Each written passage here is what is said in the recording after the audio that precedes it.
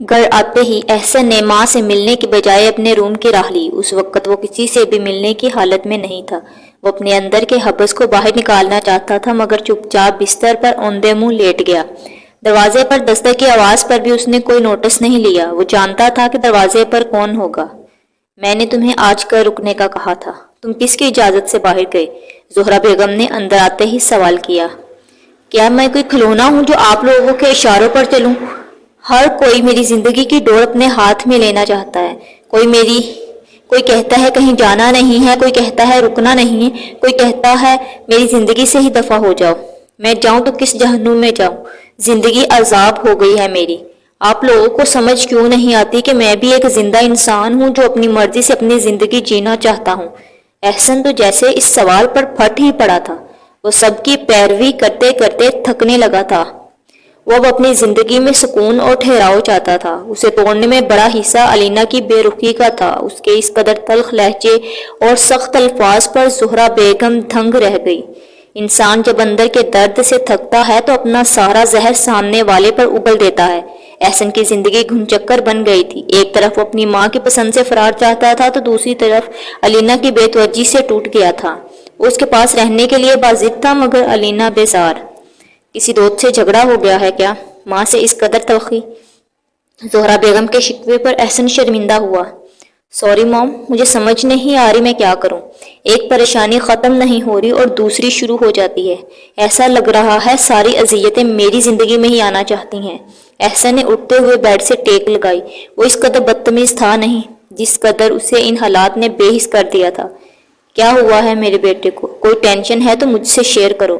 ماں کے پاس اولاد کی ہر پریشانی اور دکھ کا علاج ہوتا ہے۔ مجھے بتاؤ کیا ہوا ہے؟ زہرا بیگم نے پاس بیٹھتے ہوئے اس کا ہاتھ اپنے نرم ہاتھوں میں لیا۔ مجھے نہیں پتا تھا کہ تم دنش سے اس قدر بیزار ہو۔ اگر تھوڑا سا بھی اندازہ ہوتا تو کبھی بھی بات کو آگے نہ بڑھاتی۔ زہرا بیگم کو اپنی بیجا سختی کا احساس ہوا۔ ماں کا رشتہ اسی لیے سب سے انمول ہوتا ہے۔ وہ اولاد کا ہلکا سا دکھ دیکھ کر ساری ناراضی بھول جاتی ہے۔ کیا بتاؤں آپ کو، میرے تو اندر تک اندھیرے پھیلتے جا رہے ہیں اور مجھے لگتا ہے کہ میں ان اندھیروں سے لڑتا ہوا ہی نابینا ہو جاؤں گا۔ احسن کی مایوسی ماں کا دل دہلا گئی۔ اگر تاریکی کا بسیرا گہرا ہونا لگے تو روشنی دینے والے کو یاد کر لینا چاہیے۔ وہ انسان سے سب اندھیرے دور کر دیتا ہے۔ تم نماز پڑھ لو، ساری تھکن اتر جائے گی۔ جب تھکن زیادہ ہو تو سمجھ جاؤ کوئی ذات تمہارے جھکنے کی منتظر ہے تاکہ تمہارا ہر درد تم سے دور کر دے۔ زہرا بیگم کے شفیق لہجے نے اس کی ذہنی اذیت کو کم کیا۔ احسن نے سنبھلتے ہوئے ماں کو دیکھا اور وضو کرنے چلا گیا۔ ماں کے لفظوں کی مٹھاس اس کی تلخی پر غالب آ چکی تھی۔ دنیا میں قیمتی لوگ تو بہت ہوتے ہیں مگر لفظوں سے علاج کرنا ماں کا ہی وتیرا ہے۔ ایسا بھی کیا ہوا تھا جو تم اپنا گھر ہی چھوڑ آئی؟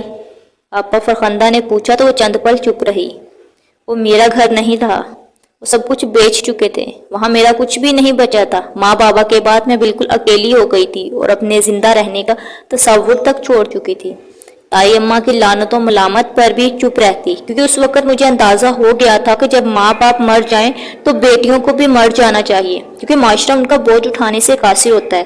میری اندھیر نگری میں مزید تاریکی اس دن شروع ہوئی جب میں نے اپنے وجود پر ارشد کی غلیظ نظریں محسوس کی۔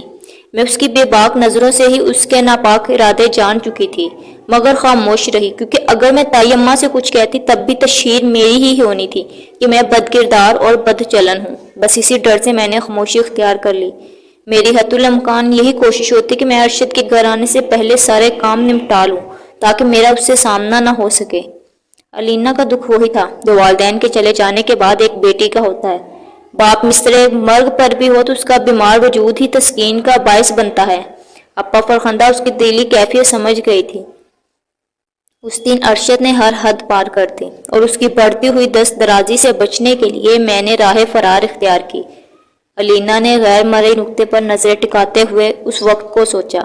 اس لمحے کا خوف و ہراس اس کے دل میں سانپ کی طرح کنڈلی مارے بیٹھا تھا جس سے بچنا علینا کے لیے محال تھا۔ کیا ہوا تھا اس دن؟ مجھے تفصیل سے بتاؤ۔ آپا فرخندہ نے اس کے ڈر کو ختم کرنے کی کوشش کی۔ جب انسان اپنے ڈر سے دوسری بار سامنا کر لیتا ہے تو اس کا ڈر مٹنے لگتا ہے۔ اس دن محلے میں فوتگی کی وجہ سے تائی اماں گھر نہیں تھی۔ اگر وہ گھر ہوں تو ارشد محتاط رہتا تاکہ ان کی نظروں سے بچ سکے۔ ان کے جاتے ہی میں نے دروازہ بند کیا اور اپنے کمرے میں آ گئی۔ میں اپنے کمرے میں بیٹھی تھی کہ دروازے پر ہوتی دستک نے متوجہ کیا۔ دروازے پر بجتے ہاتھوں نے مجھے یقین دلا دیا تھا کہ باہر کون ہے۔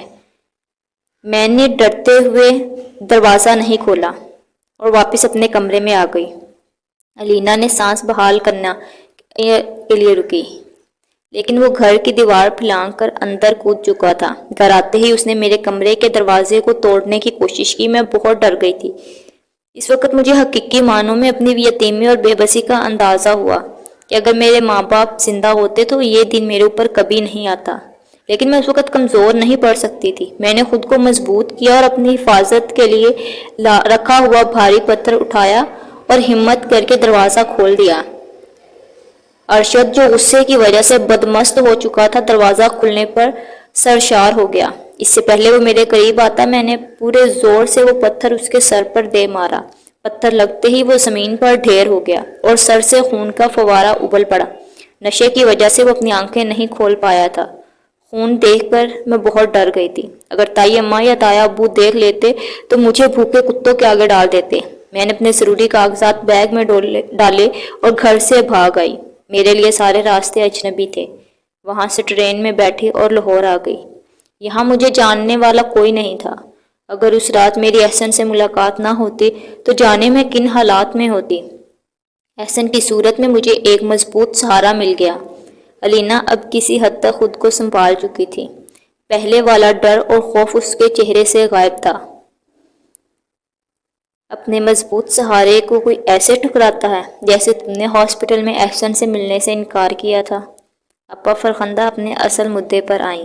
محسن کا احسان ماننے کی بجائے اس طرح انکار کرنا انہیں ایک آنکھ نہیں بھایا تھا۔ میں اس کی سوالیہ نظروں سے بچنا چاہتی تھی۔ میں نہیں چاہتی تھی کہ وہ مجھے اس حالت میں دیکھے۔ اپا فرخندہ سے نظریں چراتے ہوئے علینا نے سچ بتایا۔